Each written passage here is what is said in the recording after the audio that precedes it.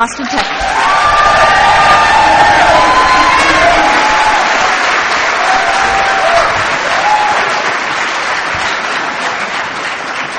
Hi, y'all. Katie Parker, alcoholic. Wow, is it good to be here. I've been sober since October the 28th of 1984, and this year has been 40 years, and I'm just blown away. I know. Blown away. You know, 20 was a big deal, 30 was a big deal, but there's something about 40, which means it's like, how old am I? Wow. Bob always said the body gets older, but the mind stays young. I'm hanging on to that. I'm trying to keep this body as young as I can, but let me tell you, I'm 67, and something around 64, yeah, thank you. You can do all kinds of stuff to yourself these days to keep your, trust me. And I've done it. I've done it all. I am a little out of sorts, and I typically am not out of sorts. And I'm out of sorts because this was Charlie's last talk, and 2 years ago, and the truth of the matter is, I called Glenn, and I said, Glenn, I think you guys want me to do the third step was a bad idea. And he goes, you recommended it. Really? So I'll just start off by saying I'm doing okay. It's challenging. Some days are better than others, but I would love to really not make this all about Charlie. It's kind of one of those things where you just kind of come in, and I know that people would like to say, oh, Charlie's talked this, and it's almost overwhelming. And so I think that's why I'm a little out of sorts right now, because I'm just in some fear that you can go down a dark hole if you're not careful with grief. And Marty said, my sponsor told me one time, she said, Katie, there's a fine line between sorrow and self-pity. And you got to be careful not to drift into that. And I really do recommend that, because life is good. Life is very, very good. And I've never seen, we go to thousands of conferences. There's never have I seen one attended like this on a Friday night. So give yourself a big hand. I mean, it's unbelievable. Unbelievable. I missed the young man before me, and because it took a while to do this. So, and when I walked in, I thought, oh my God, there are so many people here. This is really the real AA. You know what I mean? Conferences are huge. They're important. They're a part of the unity, a part of the fellowship, and I absolutely love them. So it's an honor to be here. My job is to talk about the third step, which I love the third step. I misunderstood this third step for a long time. At about 17 years sober, Charlie and I both woke up. I know you probably know this, but he had 5.5 years less than I did. 5.5 months less than I did, and I reminded him of that frequently. It's kind of one of those things where you say, oh, honey, it'll make a little bit more sense to you in about 5.5 months. So just hang in there with me. He and I were so deeply competitive. A lot of people couldn't have handled what Charlie and I had together. And we had so much brother-sister stuff that it was like, who can get to the front door first? Who can brush their teeth faster? Crazy stuff. But the truth of the matter is I loved having a little bit more time than him. I would not have wanted it the other way around. But the third step, we woke up, my sponsor's Marty Ruby, and she was the one who took me through the third step and woke me up to this understanding of something that I didn't know. And there's no blame in my game. There were plenty of people talking about the book, plenty of people talking about the 12 and 12. I just wasn't interested. It was back in the 80s. Codependency group therapy was a big deal. Your inner child work was crucial. And I have worked this inner child well. But the cool thing about that is I use all of that for the good. So I used everything for the good. There was nothing done that was wrong or bad or nobody did. I'm no blamer here. I just didn't pay attention to what else was going on. And so when I got sober, I chased a boy into the rooms of Alcoholics Anonymous. He had 6 years and I had 10 minutes. It was a match made in heaven. And you gotta have some game to land somebody with 6 years when you got 10 minutes. And I did.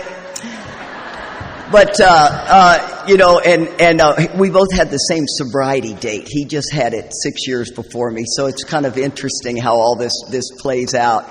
But one of the things that happened to me was, a woman took me in the kitchen and gave me a real first step experience, physical allergy, mental obsession, and I thought, well, I must be it. But then we just went on our knees and did the third step prayer and kind of missed that body of work. And I had the book. I could have read it myself and found it out myself. But the truth of the matter is I think it is a bit misunderstood. And so I'm going to go into explaining my understanding of the third step. I think too, sobriety time is very important. Between 18 months and 3 years, I think that particular individual is they don't understand that selfishness and self-centeredness is the root of our trouble, right? And there's nothing wrong with that. That's just the nature of it. You wouldn't hand a 7-year-old the car keys and say, run down and get me a pack of cigarettes. But, and you wouldn't expect somebody with 18 months to 3 years to grasp this because they just don't have the spiritual development yet. And that's just the facts. And then typically between 3 and 5, you start really waking up to what that is. And then between 5 and 7, it gets really bumpy, if you ask me. You're starting to get into what I call the teenage years, and it's the know-it-all. I know all that. Yeah, I know. And that's okay too. And the reason I say this is because I went through every one of these phases. So I know exactly what that feels like and what that looks like. And something else I want to mention, I had misunderstood the date of this event. And I don't know why. I guess I thought since Charlie was at it 2 years ago that our schedule was open. But this happens to be the big man-to-man weekend conference. And Charlie was such the camp coordinator. And so we had, Bob has spent the night at our house. I had 50 men at the house last night. So we had this big, huge event to kick off man-to-man. And they spend the night. We got blow-up beds all over the place. And I told them there's 2 things in my life that I love to do. And one is to go to the National Shooting Complex and shoot sporting clays, and the man-to-man conference. And they pulled it off, and it was absolutely spectacular. So I left all those guys, jumped on the plane, got here as quick as I could. And they're all calling me, so how's it going? Is everything fine? My flight was good. We're all good. Everything's good. But they were I said, now, God dang it, you guys put up all that blow-up bed. I want to come home to a clean house. And it's all the boys. So, you got to tell them that about 4 times. But clean it up. But, in AA, you don't have to tell most of us to clean up. We do that now. There's just something about that feel of being in recovery that I just love. So we're talking about this maturity, right? This spiritual maturity is a game changer.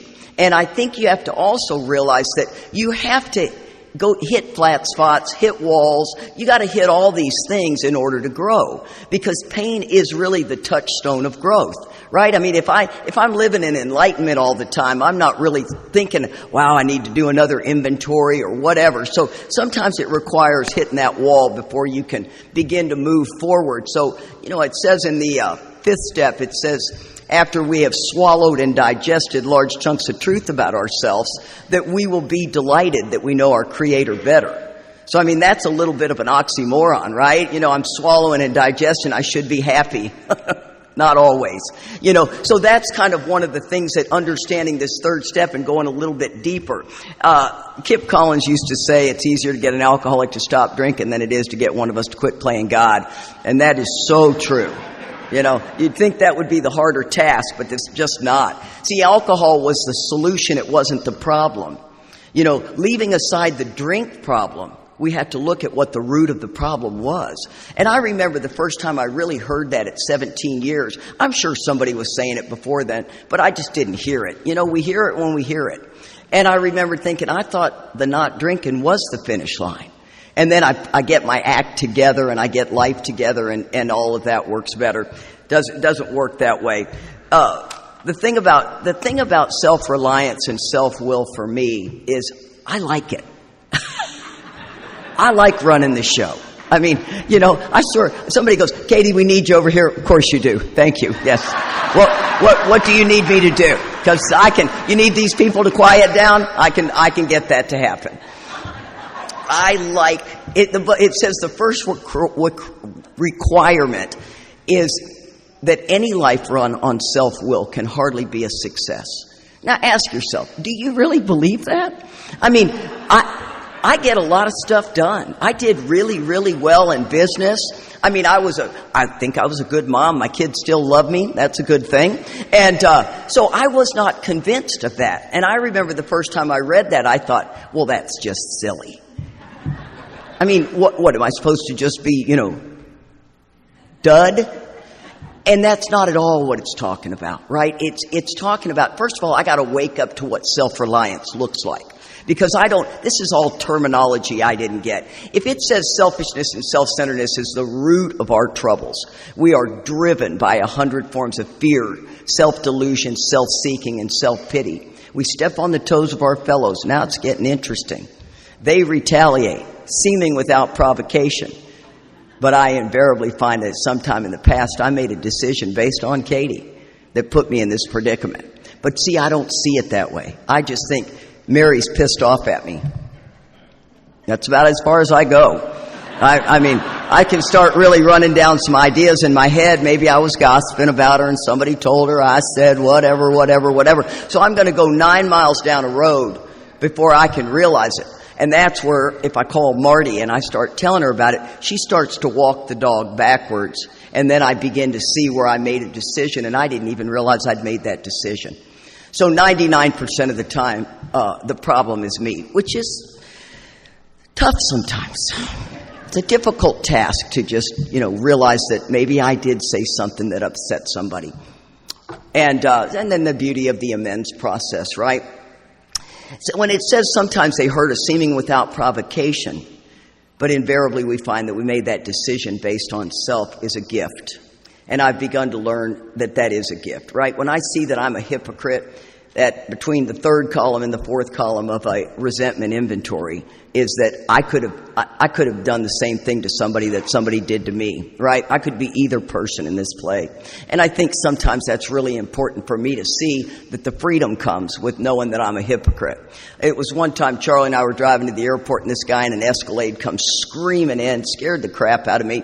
And I immediately thought I could have been either person. I could have been the guy in the Escalade and I could have been the person in the car that got scared. So I gave you a little bit more slack when that happens. That's the way I see the process work. And it doesn't really require that much of me to be looking a little bit deeper, right? The beauty of inventory, and I'm an inventory writing girl. I like to write inventory because I'm a hothead. I am a mess if somebody doesn't keep their thumb on me. I mean, it can be, I mean, do I have anybody in the room that gets that? Okay, well, 7 of y'all raised your hand, so the rest of you are already living in enlightenment, right? So it's funny because, I can jot down an inventory and get only to the third column before I see that I'm a hypocrite and I could be either person. And that frees me up because for me, a resentment is a small granule of sand, and it begins to just drop. And before you know it, I am edgy, just really edgy. And that's what I find the freedom comes from. On page 60, it says we are at step 3, and that's italicized, right? And over on page 63, it says we are now at step 3. I think the beginning of the italic words is telling us what that third step really is. And then the second part of it is affirming what the third step, the prayer is the affirmation of what the third step is really about. It says that we decided to turn our will and our thoughts over to the care of God as we understand Him, right? This cause and effect. In life, cause and effect, spiritual laws, all these things are at play. So I thought life was coming at me, but it's really coming from me. And see, it's kind of one of those things that if you get scared, say you're afraid you're going to lose your job, you make a lot of mistakes at work with that fear. You're driven by that fear, you will make a lot of mistakes. And the thinking mind is really the tricky thing. Since I'm alone in the house, I will tell you it is very interesting to have such a quiet environment. I don't really care much for it. I'd take back every defective character Charlie had. It's like, okay, come back. I see it now. Doggone it. But the truth of the matter is it forced me to have to look deeper into me because I didn't like the feeling I was having. And don't get me wrong, I know grief is this and grief is that, but it got me to, my practice now is learning to live in the moment. So right now, the moment is me talking to you guys. It's not what I'm going to have to eat after this. It's not who I need to call after this. It is the present moment. And I'm telling you, it has been the greatest gift ever, but it's an extremely difficult practice. We can talk all about it, but the truth of the matter is to really put it into action requires a lot. And I've been doing it because what was happening is I was so overwhelmed after everything happened that I couldn't remember where I'd laid my keys, where I'd laid my phone. And I don't know, you probably don't know this, but my house flooded a month after Charlie died. The water heater busted in the middle of the night, and I woke up to 8 inches of water through my house and couldn't figure out how to turn the water off. And this guy goes, you know, there's an emergency shut-off. That's where I was, no shit. Really, where is that? Well, I am a woman. Does any woman in here know where the emergency shut-off is? We got 4 women. Okay, well, next time I'll call you. Oh, I swear, it was one of those moments where you're standing there thinking, this is not happening. And so needless to say, I had to redo the whole house. So I don't know where my black Sharpie pen is because everything had to be demolished. And so I was finding myself really frustrated. I'm telling you, bad. And I thought, what is happening? I've got to slow this thing down so that I can get to where my keys are. And I got to tell you guys, the practice, once again, the pain has forced me into this practice, and I'm so grateful, so grateful. You know, it also warns me about, you know, we're almost always in collision with somebody or something, even though our motives are good, and I've always used the same examples, you know, letting somebody in traffic and you expect the wave, or holding the door. Now that one still bugs the crap out of me. If I hold the door, I'm going to try not to get on a tangent about the younger generation. That's a big problem for me. And, but you know, they'll just walk through on their phone and never look up or anything. And I'm like, I'd just do anything if I could just kick your heel out from behind you. Take you down. This little girl got on the plane today. I'm really disturbed by the lack of, the loss of, the art of communication. I'm very concerned, actually. This girl gets on the plane and she's probably 23 and it was one of the smaller flights, you know, to get here. It's not the big 737 and she makes no eye contact with me and then she sits right to my right and wads up in a ball. And I thought, are you okay? And you could just sense the vibe of, don't talk to me. Nothing. I mean, there's a vibe that you can give somebody where you're like, yeah. And that's it. Okay, fine. I see you don't want to talk. But I mean, this wadded up in this ball had me so disturbed. I thought of many things I could do, and then I, of course, let her alone. But I thought I could scare her. That'd be fun. It's terrible. My mind goes to too many dark places, I can tell you that. Then I sat on the other flight next to a woman my age, and we talked the whole time. And I like that sometimes. Some of you guys don't like to talk. I know you don't, but at least you make eye contact, smile, and just shut it down. This is so interesting. It says I'm the actor running the whole show. I'm forever trying to arrange the lights, the ballet, and the scenery. See, that little girl, for some of you guys, wouldn't have bugged you at all. Maybe for some of you, you would have been okay with it. To me, I think that every moment of wherever we are is a moment that God has set up for me. And that I'm supposed to at least say hello. Maybe make some eye contact. Stand in a line and, you know, get to know somebody in a line. Neat t-shirt, you know. I went to the shooting complex. We had a big shoot Wednesday in San Antonio, and this a younger kid was there, and he kept dropping the F-bomb, which at this event, you just don't do that. And at one point I said, buddy, man, you are really dropping that F-bomb too much. This is a little uncomfortable. And the guy that was trapping said, he just looked at me and nodded like that. Cause this is not the crowd. This is a crowd that doesn't do that.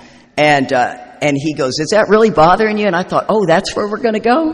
Cause I can go there with you, brother. I said, yeah, that's why I said something. And so it got kind of quiet, and then the next station we went to, he said, ma'am, I need to tell you, if my mother was here, she'd kick my ass for said that. And I said, well, good for you. And he goes, I am really sorry. And I said, it's no big deal, buddy. I just wanted to tell you, just, slow it down. So then a little while later, he said, it's a miracle that I'm here. And I said, really? I said, how old are you? He said, 31. And I said, why is that? And he said, I just got a liver transplant. Now, what are the odds that would be something that this young man had just gotten? He had that hepatitis that you just get, not from a blood transfusion, not from shooting dope, just got it. And I said, and he lifted up his shirt, and it was the same scar that Charlie had had. And it was interesting because I thought, there's purpose in this moment. And I thought, I'm grateful this man at 31 years old gets to live his life.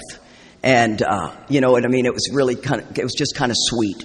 And so, once again, it started with a challenging conversation, but it ended up well. So if I'm the actor running the whole show, how does that look, right? I always want to stay awake and aware in life. To the person pulling up next to me in their car. I mean, I love that. I love saying, what's here for me, God? Who do you want me to smile at? Who do you want me to see? What do you want me to talk about? I like to give people a moment of my time. I think that's really important. We get into the hustle and bustle of life, and we miss some of the greatest things. I got a sponsee that she's a bit snippy, and, she's a sniffy one. And I told her, I said, try this practice. Just try it for God's sakes. And she called me back. She'd gone on vacation. She called me back and she said, Katie, I am blown away. She said, I was talking to everybody. I stopped and visited with everybody. And I said, did you see that it was very divinely inspired? She goes, yes, I did. I couldn't believe it. And I thought, there you go. It's hard to get people to understand because some people go, I just don't like that. Well, then you just dismiss it and you just don't do it. Try it. It's really remarkable. So when we get out of here, just look around at some people and make some eye contact. Smile at them, right? Because if I'm forever trying to arrange the lights, the ballet, and the scenery, what does that look like? Well, I really am the sheriff of the world. I am the first responder. If there is an animal on the side of the road, I'm saving it. I just saved a little kitten on a major 4-lane road. It ran right under the Lincoln. I stopped. I thought I'd hit it. And there was nobody behind me. I jump out of the car. This guy comes this way and he stops. And then all of a sudden I have to stop traffic and I'm in my fitness apparel, which is, Charlie says, never very much clothing. And I will give you that. It was very little clothing, but I jump out of my car and I look at the guy and he says, the kitty's up in my wheel well. And, and it was just, like this. And so a guy blows his horn. And I'm on my earbud talking to a sponsee. And this guy blows his horn. That was not good. I was wrapped tight already. And I looked at him and gave him a very ugly statement. And he goes, I thought, excuse me, should we tell you what we're doing? We've stopped in the middle of the road, dude. Something serious has happened. Give me about 8 seconds, okay? Guy hands me some gloves. I grabbed that kitty and I held it up like Mufasa. Boom, boom, boom. It was the best. And its little tail was severed, so I take it to the emergency room, and $1,500 later, Charlie would not have been happy about that one. Hey, how much was that? It's $1,500. Yeah, just snip it right off. But we called him, I had to give him to somebody, but we called him Billy Willie Butthole. He was a pistol. So, I have always known I'm the first responder. I have that in my blood. I don't really believe in reincarnation, but I believe I was in the military. And I was in special forces. I was not just an enlisted man. I was something big. And I just feel like I need to be the one on the scene taking charge. And for whatever reason, Charlie said I did it really, really well. Wherever we went, it was like, over here. When my daughter was going to college, it was mayhem in the dorm. And there was 2 sets of stairs going up, one on this side and one on that side. And everybody was kind of knocking into each other. I whistle, I get everybody's attention.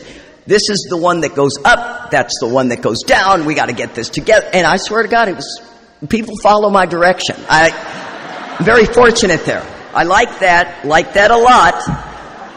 But it doesn't work well for me other times, right? When the waiter got me upset and I storm into the kitchen after him. That's me and untreated alcoholism. I can tell you there's some ugly times. Charlie and I, it's funny because we're just kind of hypocritical. And one of the things about being hypocritical, oh, my little timer went off. Lee, how were we doing? I think I didn't have it. Oh, and Lee's not there. He's left. He's left the building. Give me a minute. I must have hit it with my elbow. Oh, and now I got the alarm. Now I got the stopwatch. Okay, it's back. I know how much time I'm at. You don't want a speaker not knowing where they're at. Be here for days. Charlie, and talking about the hypocrite, I'm all over the place. Work with me on this one. Talking about the hypocrite. In Austin, they started putting bike lanes everywhere. And I mean everywhere. Now, if you're a cyclist, lucky you, okay? I'm not a cyclist. So Charlie and I are just whining and just so disappointed because, Lance Armstrong was from Austin. So we got bike lanes everywhere. It's taken up the whole road. Charlie decides he wants to get healthy, so we're going to go buy a bike. And, of course, he's going to buy the $1 million bike. I'm going to buy the Schwinn. It's like this isn't going to last long because I know Charlie. We're going to ride twice and then hang it up in the garage. And I swear to God, we rode in that bike lane, and all of a sudden the bike lane ended, and we were complaining why there wasn't any more bike lanes. So those are the interesting things in life I like to look at, right? One time my brother comes in. My family is we're Yellers. My last name was Ostermeller, and we were called the Oster Yellers. We just yelled. That's what we did in my family. And I actually am very comfortable with it. Some people are extremely disturbed by it. Charlie's family was very, very quiet. But when they got upset, they took a knife and just cut your throat. They'll get you to shut up, I can tell you that. And my brother was in the kitchen with me, and this is what my brother did. He goes, "Kate!" I'm like, "I'm right here, Mike, standing right here." And he was saying something about the electric salt shaker. And we got in a bad dust-up. I mean, screaming at each other. And Charlie's head blows off. And I looked at him and I thought, you know what? He just can't stand the yelling. And it's my brother, and we're going to yell. That's what's going to happen here. And he busts out into the garage, and I go out there, and I go, "What is wrong with you, Charlie? It's just my brother and I yelling. That's what we grew up on. Did that make you uncomfortable?" And he goes, "I don't like a man yelling at my wife." I didn't see it going there. I said, "Well, that changes everything then." See, I see something, I think I know what it is, and I react out of it, right? This thought-react world is not at all out of character for us in here, right? And we are quite know-it-alls, right? We think we know it all. And I actually do. So, there you go. Big fan of knowing it all. So, it says, if only my arrangements would stay put, right? If only everybody would do as I wish, the show would be great. Right? I can't seem to get it. So you've got my motives, which are stellar, my actions, which are also stellar, and then we just filter it through that delusion, and I think everything's going to work out right. And it just doesn't do it. And if I screw up, I'm going to explain to you what I was thinking, so that maybe that will lessen the blow of you being pissed off at me. Sometimes it works really well for me. And then it talks about that toolkit of self-will, right? And trying to make these arrangements. I may be kind, considerate, patient, generous, modest, and self-sacrificing. Then I don't get my way, I'll turn on you. Mean, egotistical. And here's something about that. Charlie and I were so much the yin and the yang. See, I can talk about Charlie all day. You just can't. Okay? I'll make that very clear. Very, very clear. I don't know what it is when people start telling me something about Charlie. I'm like, okay, we're done. We're done here. It's the weirdest place I'm in. We were so much coming at you. A lot of energy coming at you. The yin and the yang. And when we get to Southwest, we were like, just can't wait to meet the girl behind the counter, and this new chick goes, yeah, come on. And we always have our bags too heavy, right? Charlie whining about my bag at 51 pounds. His was 52. Okay, so. And one time we were going to the Music City Roundup, and Steve Lee goes, "You realize this is just a weekend." It's like, we got bags. So we get up, and we hadn't met this woman at the Southwest counter, and I put my bag on there. It's 51 pounds. She goes, "Ma'am, that's a pound over." I said, "I know. I just can't hit that 50 mark." She goes, "No, you'll have to fix that." I'm really quite taken back. And I'm not the girl that opens her bag at the airport. So I unzip it, I reach in there, and I get my curling iron out, and I stick it in my bag, and, the cord's hanging down, and Charlie and I were like, we're not being nice to her anymore. That did not go well. So Charlie sticks his bag up there, and it's 52. And I thought, oh, this should be good. He's a bit more grumpy than I am. And he looked at her, and he goes, for real? You are going to make me take this out and do something? And she said, yes, sir. So he takes his loafer out, and it went down to 51, and she let that go, and he stuffed it in the top of his briefcase. And we're standing there so angry. Now, you do hear we broke the rules, but the rules do not apply to us. So, just so be sure you're all catching this story. So we go walking away, and I looked at Charlie, and I said, well, we'll never go back to that chick again. And then all of a sudden it hit me. It's like, oh my God, this is the toolkit of self-will. Kind, considerate, patient, generous, just having fun until you tell me I can't do it. And then all of a sudden we don't care for you. Now I have very expensive scales at the house, and I weigh my bag. I weigh everything because I'm not having that happen at the airport again. And I got it right at 50 pounds. And I'm loading my bag on the deal in the American Airlines thing, and it goes bag over, and it blinks a light. And I thought, oh, and then all of a sudden it popped back to 50, and he goes, how did you do that? I'm good, buddy. I am good. I will nail that one in the airport. I don't know how anybody does that carry on only. I just can't do that. I try, I can't do it. It's just a defect of character I have, right? So what usually happens, that show doesn't come off very well. Now, this is an interesting part of the third step. He begins to think life doesn't treat him right? We go to self-pity. He decides to exert himself more. Now I'm driven by the fear. He becomes, on the next occasion, still more demanding or gracious. That's that toolkit of self-will. As the case may be, still the play doesn't suit him. Admitting he may be somewhat at fault. That's a good line. He's sure others are more to blame. I mean, when the book says blaming others is as far as most of us ever got, oh my gosh, blame is an easy spot to be in, but very, very blocked. If I start blaming other people for whatever, we live in a day and age where there's a lot of blame going on, a lot of blame. And it separates me spiritually. I don't do any social media. And I do 10-step calls all the time, people calling me with social media. I said, you can turn it off. What a concept. Not look at it? Yeah, if it's causing you that much trouble. Charlie did the Next Door Neighbor app, and I thought he was going to have a feud with someone, a woman who, picked up a cat. I was like, and she said, and I did. And I was like, Charlie, why do you get on that app? And he goes, well, I like to bug people. Okay, well, that's somewhere in our book. So it says he becomes angry, column 2, indignant, column 3, self-pity, column 4, right there. Boom, boom, boom. You don't even have to put pen to paper sometimes. I'm a big fan of doing 10-step calls. I like 10-step calls. I like to help people that you don't even have to know somebody, right? You can really help somebody through. And so I got back out on the road, and I've been telling people, call me with the 10-step, man. I can help you out, because I really believe that God told me my job is, well, there's several things he wants me to do, but this is one of them, to help families repair the damage. And I'm telling you, I do a lot of that, and it is just the most beautiful experience ever. And it's typically estranged families, and that breaks my heart. So if you are an estranged family, talk to me. I can really help you see this from a different angle and make you want to mend it. Because what happens in that circumstance is you believe it'll never be mended. So you just don't try anymore.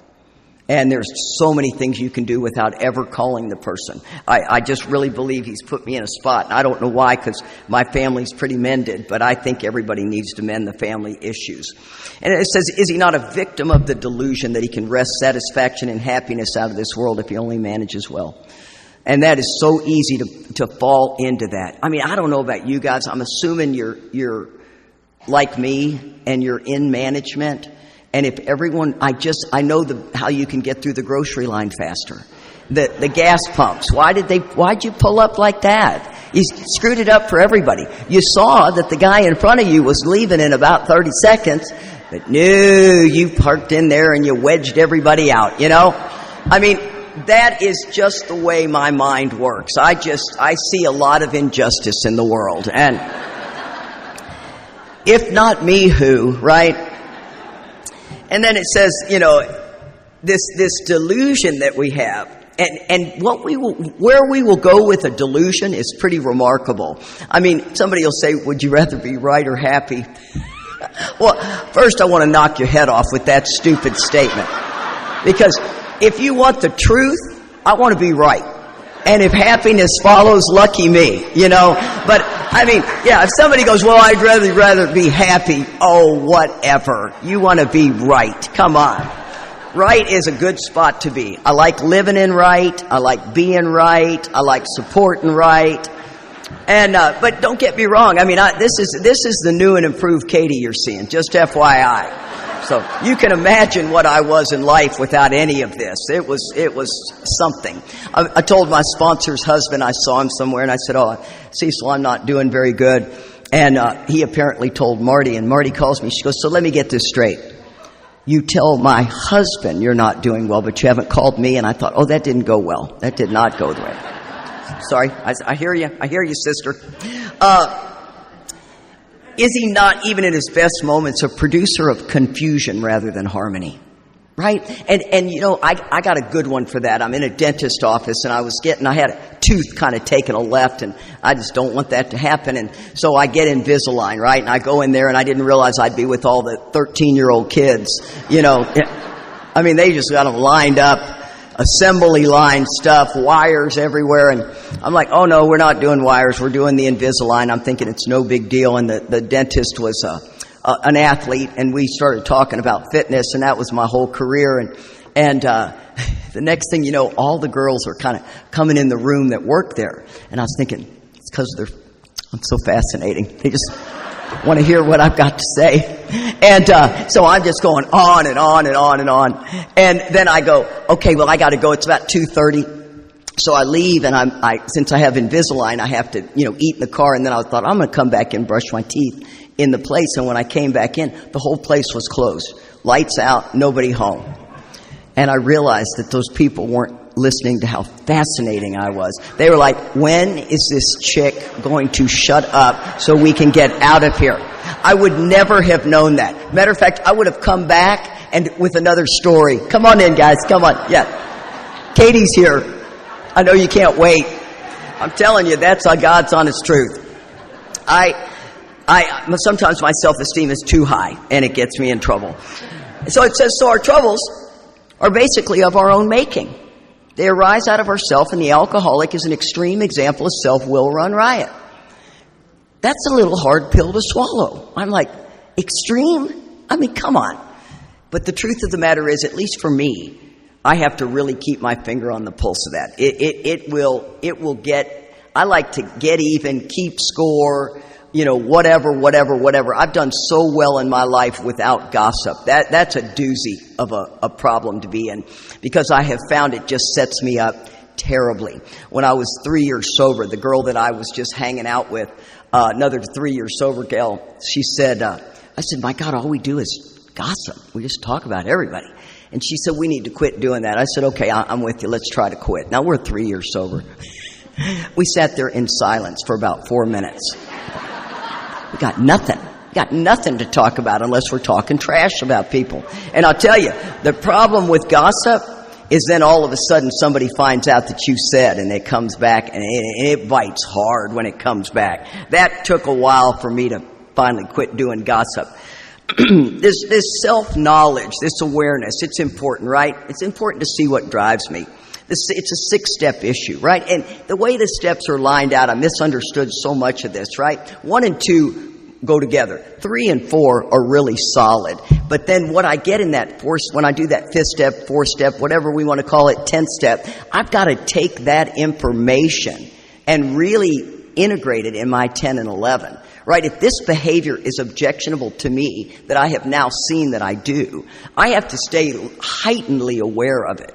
So I've got to really carry that into evening review, on awakening, watching throughout my day for a while. I like to take a piece of inventory into that practice for about 2 weeks till it gets a cellular spot, because it's not okay with me to be like that. And I mean, me off the chain, it's a dandy. I mean, I could just get my children here. One time I pull up, my son works at this fabulous grocery store. And, he's 37. He's got a 13-year-old. He's been married for 19 years since they were 17. Amazing deal. And I'm out in the parking lot, and I got a buddy of mine that's in the program, and his son is an MMA fighter, and he was with him. And I knew my son liked the MMA, which is disturbing. And, they put that on at the gym. I'm like, turn that channel off. They just beat the crap out of each other. And, so I see Sam, and he's probably as far back as those doors. I'm like, Sam. And he goes, and he just runs in the store, and I thought, what was that about? So I tell the guy, maybe we'll meet another time. Sorry about that, blah, blah, blah. And he goes, I go in the store, I go, what was that about? He goes, oh, Mom, I'm sorry. I thought you were yelling at somebody for taking your parking spot. That boy has never seen me drink. So just welcome to that world. They don't have to have that, right? Challenging. That was another moment where I thought, wow, I've done some real damage in my family. I need to really try to pick that up. And it's better than it's ever been. I keep saying that, but I want you to understand that it is better than it's ever been. It says God does not make too hard of terms for those who seek Him, right? And those terms are not hard, right? Stay close to Him, perform His work well. In order to stay close to Him, I got to get close to Him. In order to get close to Him, I got to get unblocked. Right? If I am blocked, I couldn't hear it if you had a bullhorn. That's the nature of me. And it says God's going to be the director. He's the principal. We're His agents. He's the Father. We're His children. To me, I think that's a gift. I love that. Now, that's it. That's the way I see the God of my understanding. If yours is more the spirit life, then just fit all that in there. I had done a workshop just a few weeks ago, and I didn't realize that the guy who asked me had a complete different take on the Creator and or the God of his understanding. And when we were going to the airport, he said, yeah, it just sounds too churchy for me. And I really took that to heart. And I thought, I want to be sure that if I ever come across with that feeling for somebody, please put the God of your understanding in there, right? And if it's the spirit life, if it's Buddhism, whatever it is, just weave that in there. But don't let mine turn you off, because that would be so unfortunate to carry a message that landed hard. We agnostics talks very much about trying to set aside all those things. So it was kind of surprised me. I wished I would have done that a little differently. It says most good ideas are simple, and this concept was the keystone of a new triumphant arch through which we should pass to freedom. Right? What a promise. These terms are beautiful, and they come true, but we have to seek them. We have to take the action. And it says we alcoholics are undisciplined. God disciplines us in this very way we see fit. And I'm telling you, it is remarkable. On page 47, it says, ask yourself one short question. Do I now believe, or am I even willing to believe, that there is a power greater than myself? As soon as a man can say that he does believe or is willing to believe, we emphatically assure him that he's on his way. Right? All we have is identification and power. You get to make that power be whatever you want. But you have to have those two understandings. It says, it has been repeatedly proven among us that this simple cornerstone, a wonderful, effective spiritual structure, can be built. Identification and power. And then Bill writes, my friend promised when these things were done, I would enter upon a new relationship with my Creator, that I would have the elements of a way of living which would answer all my problems. That's a big statement. Answer all my problems. So there's no problem out there that's too big. And if you think it is, come talk to me. That's now that I have 40 years, I can say that with confidence. I have been through a lot, and I can help somebody get through this stuff. It says belief in a power of God plus enough willingness, honesty, and humility to establish and maintain the new order of things were the essential requirements. And these requirements are really important to meet. You know, most of us just are very undisciplined. I love discipline. I've always loved discipline. Remember, I was in special forces. So I am very disciplined. Somewhere, I don't believe in reincarnation, but for me, I make the exception. Simple but not easy. A price had to be paid. It meant the destruction of self-centeredness. I must turn in all things to the Father of light who presides over us. I think that some of Bill's writings were just remarkable, just absolutely remarkable. And he took a beat-up drunk like Bill and gave him what we so beautifully have today. It's nothing short of a miracle. I don't ever want that to be lost on me. And I've decided I want to close my talks with a love letter from Charlie. He was such a romantic. Now, he couldn't sit down and have a 3-minute conversation with you, so don't get lost in that statement, right? My boy had ADHD off the chain, but he was such a romantic. And you know, it was interesting because it required a girl like me to make him be the man that he was today. I take full credit for that, just FYI. That was not an easy task. I'd known him for 20 years, trust me. It was like writing a love boat, you know. Whew, it was a slow-turning machine. And together, we were just a powerful couple. And he would write me these love letters, and I saved all of them. And so I want to end with this one. It says, "To my wife, my friend, my love, Katie, I can't even begin to tell you all the reasons that I love you, but here are 3. You are so generous with people who come to you for help. You're of your family and the way you care for everyone. You are just so damn fun to be with. I am so grateful to get to hang out with you. Dang it, I'm on a roll now, but I said I'd only write 3. I better stop. You are the love of my life, Charlie." Thank you. It's been an honor and a privilege. And I forgot to thank Ben and Shaylin. I'm out of sorts. I'm just out of sorts. Okay, I'm going.